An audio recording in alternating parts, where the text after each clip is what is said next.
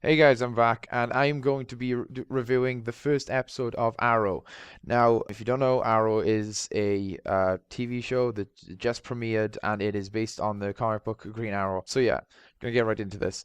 Now, first off, my first impressions were I was pleasantly surprised. I mean, I'd seen most of the start in the trailer, but the episode starts off and you're on the island. You're thrown right into the island, and Oliver Queen's rescue, which I thought was really cool. You see the Deathstroke mask, which I was making a big deal about when waiting for this show to come out, because Deathstroke is my favorite comic book character. Not even my favorite villain. He is my favorite comic book character, and he's going to be a villain in this because due to the mask that we see, and I thought that was awesome. I was like, yes. I mean, it's not confirmed, but it's very much hinted at. Now, so you see the mask, you see with the arrow through it, then you see his rescue, and then he starts narrating, and right off the bat, I was disappointed in the voice. Not so much disappointed, but I was disappointed with the way the actor went. And maybe it was the studio, or maybe it was the actor. But it really does feel like someone just said, "Okay, try and do like Bruce Wayne, like try and do Batman without the Batman voice, or even the Batman." Because it this show has had that stereotype as soon as it's his first trailer of like, oh, this is just gonna be Batman with Green Arrow's persona. And the main actor throughout the entire episode, not just in this by his voice, he really does try like seem like he's trying to push this, which is annoying because he hasn't really got that Oliver Queen-ness that we see in the comics, the quips, the positive, even though he's got something bad is happening. You know what I mean? Positive in the face of danger. That I like about Oliver Queen. And that was annoying me from the start. But I don't know. I kind of got through it and I was like, well, so far I'm liking the actual plot. So I'm going to get through this. Then he gets back to the island. You see all the characters, and you start seeing the differences between the comic and the TV show. Now, I'm not going to judge it for having differences because obviously, you know, you're not going to have something that's completely the same. Some things don't work on screen that work in comic books, and some things can change for the better. So, I am going to address the things that changed that I liked and the things that changed that I didn't like. Now, first of all, he comes back to Starlin City. Now, in my opinion, I don't understand why they changed it. It doesn't bother me that much, but I don't understand why they changed it from Star to Starling, because Starling, in my opinion, is a worse name for a city than Star City. But fair enough, maybe there's a reason. Then you've got the fact that his mother is still alive, and that he has a sister. Now his sister I was iffy about, but I didn't like his mum. I really didn't like his mum. Her new husband is okay. He's kind of like a non-character right now, but his mum gives off this really like I don't know, she seems like really fakely interested in the fact that he's back. Like I mean they addressed it in the episode, which I thought was nice, but she seems really like, "Oh, you're back. Yay. Let's get on with our lives." Like instead of like she didn't really see impacted like the sister does. Like the sister feels very like she seems really changed by it. And then you get the friend Timothy, which I'm not going to talk about his reveal. I'm going to talk about as they go along. So I'm going to kind of go from the episode from start to finish. But you get, I think it's Timothy, maybe it's Thomas. I'm not quite sure. But you get his reveal, and I don't know. I like the character. I didn't think he was amazing, but I thought he was a likable character. And my problem with his character is that he had aspects of his character which felt very much close to Oliver Queen in the comics, which I don't know why they couldn't have brought into Oliver Queen, if you know what I mean. Like, I don't know why he needed to have all the cool and the calmness of Oliver Queen and the the quips and stuff that Oliver Queen does in the comics. Why they couldn't give that to actually Oliver Queen. But I understand they're going for a much more dark and brooding Green Arrow, which I mean, as dark and brooding as he's got in the comics, he's never really been that dark and brooding not to act like that. Like that's always been his charm. That's why he's not just Batman with bow and arrow, with a bow and arrow. But then we carry on, and I'm going to skip around about to the point where he talks to his sister, and you find out that his sister's nickname, where she calls him Speedy, he calls her Speedy, and that was just cool. I was like, that's just a really cool homage. I was just like, until this point, they really seemed, except for the Deathstroke mask, they really seemed to be trying to get away from the comics. But as soon as you hear that, you're like, that's pretty cool. Like that's one of the things I liked about Smallville, even when Smallville done it. And I'm glad to see they've carried this over. And maybe they'll act on it, maybe they won't. I mean, it seems that she's becoming a main character. She's not just his sister, she's his sister who is this and blah blah blah. So maybe they'll act on that being Speedy. And I'm glad that they've gone for the girl Speedy, because I always liked Kevin Smith's interpretation of Speedy a lot better than Red Arrow. I mean, I like Red Arrow, but I always like Red Arrow as Arsenal when he's his own hero. I never really felt that Green Arrow needed a sidekick until Kevin Smith's Speedy was brought in, and she really felt like she, helped him in some way. So I don't know about that. But then let's skip over to the kidnap, which is the first major like fight scene. That was cool. I'm liking that, although it isn't complete, like they are going for the more costumed villain feel. Like you get the Deathstroke mask, which I keep harkening back to because I just love Deathstroke. But then you also get the kidnappers are all wearing like red Halloween masks, and I really like the whole thing of they're trying to push this. It feels like they're trying to push this. This is a larger than life universe. It's not just like, oh, they've got balaclavas. It's the fact that they've got the masks on. I really feel like it was a choice that was made to give this a really comic booky feeling, even though the show doesn't really feel that comic booky. Which I really liked. I liked the masks. Then you move on to I'm trying to hit all the points that I had something to say about. There's the part where when he goes into Queen Industries, like, I should address the bodyguard. I like the bodyguard's character so far. I don't know how they're going to deal with him, because I think they've really written themselves into, unless he reveals that he's Green Arrow to the bodyguard, I don't know how they're going to deal with him having to get away from the bodyguard every day. I just don't understand why they've put that character there, because that's only going to make it harder for them to write around.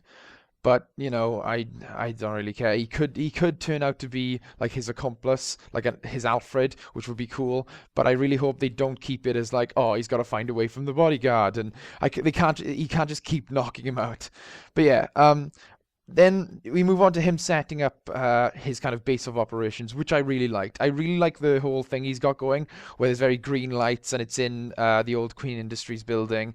I'm hoping that we're going to get a lot more with why his father sold the factory, and also the list of names and stuff, which I really feel they're going to reveal later. So I'm excited for that. But overall, the base of operations was cool. It was really niche. Yes, it did resemble a sort of Batcave feeling. But Green Arrow's not. This show isn't the first to rip off that. I mean, most superheroes have their own kind of base of operations that are much like the Batcave in some sorts. And I really felt this one was. They tried to add their own touches, like the green lights were cool, and the But yeah, it does feel very much Batman-esque. But I don't really have a problem with it if they can make it work. Like that's my whole thing with this, is that if they make the very Batman orientated parts of the show that they've tried to brought in, because they've clearly banking off the success of Batman. If they make it work, I have no problem with it. But if they just flat out copy it just to appeal to people who like Batman, that's annoying. But anyway, then moving on to his first like proper, Green Arrow. What would you say? His first stakeout, I would say, when he goes after this character who's in his book. Now, the book is basically, it's explained as a list of names. I mean, you should really have watched the show before listening to this, because I'm spoiling a lot of it. But if you didn't, it's a list of names that he's hell-bent on, I guess, stealing money from. And he's really going for that. They're really going for that Robin Hood feel, where it's very much take from the rich and give to the poor. But it feels like it's more than that. He's not just taking from random rich people. He's got a list of names which there's a specific reason he is stealing from these people, which I liked. And then we get his stakeout. He's doing all his Arrow stuff. He gets his costume. His costume looks good. I really like that it's clearly green. They didn't try, because a lot of the posters they were trying to make it all dark, so it's greenish black. But this, they really, I mean, the way they've shot it is it's very much green in your face, which I like because I like that about Green Arrow. That yes, he can be all dark and shadowy and stuff, but he's not like all black. He's not a dark character. I mean, they try and go for the dark character here, but I like that aesthetically he's very bright, very green, and that he's in your face. And I like the paint over his eyes. I thought if they're not going to go for a mask, at least they went for something other than glasses, like in Smallville, because that was just stupid. I thought that was really stupid. I mean, it worked with the type of Green Arrow they had in Smallville. But yeah, I'm gonna hurry up because this is going on a bit too long. Um, so yeah, he goes on his first stakeout. I like the costume, I like the feel of the costume, and I liked him as Green Arrow. As Green Arrow, I liked him. He wasn't really quipping enough, but I'm hoping they'll fix that over time. I mean, it is a pilot, so they might change things in the later episodes, but we never know. Then you've got the party, all his civilian life, which didn't really interest me. I mean, I like it needs to be there. It needs to set up characters, and you've got his love interest, who I like the dynamic between them, but that's going to kind of fall apart at the end, right? Where I talk about the ending. But then you get to the next one where he goes after the guy again, and he tries to steal the money. Now, the fight scenes are really good in this. I don't know who's responsible for the choreography, but it is far more action based and far more superhero action based than Smallville. I like that they're getting away with the whole fights done in 3 seconds. And you could argue that's because he can't super speed like Superman could, but I'll argue with you. Well, yeah, they didn't have to make Superman super speed. I like that they're not veering away from the whole. The fight's done. I like that they're showing you all the action there. The choreograph is the choreography, sorry, is very skilled. It's very like he integrates the arrows into his combat a lot. He's not just hitting everyone with his bow. I mean, he does hit a lot of people with his bows, but Green Arrow does that. And I like that they've got different arrows. I like that they've introduced the multiple arrows. I was afraid that they were going to go the route of trying to distance Green Arrow from Hawkeye as much as possible, because I knew that they needed to distance him somewhat so they don't just seem like a rip-off of Hawkeye, even though because the public doesn't know that Green Arrow came first. But I like that they didn't go too far into making him just use arrows, because Green Arrow invented the whole different types of arrows and stuff. I like that he kills, but he knows when it's appropriate. He knows when people deserve to die and not. I mean, his moral compass is kind of all over the place right now, but he still has one. That's what I like. That like he doesn't feel the need to kill people unless like they deserve it, or unless they're defending someone that he needs to kill. Like he's still not perfect, but he's still not just killing everyone. Like he doesn't kill the guy he wants to take money from because he knows that if I kill him, there's not going to be no repercussions because he's just going to be dead. He's not going to feel that loss of money. He's not going to feel that, there's going to be no rumor started. So then he takes the money. Green Arrow does his mission in this episode, and then we get the wrap up. Now the wrap up is what I really wanted to talk about, which sucks because I've gone on way too long about the actual episode. So I'm really sorry, guys. If you stuck around, thank you. In the wrap up, there are a lot of things revealed. It's revealed that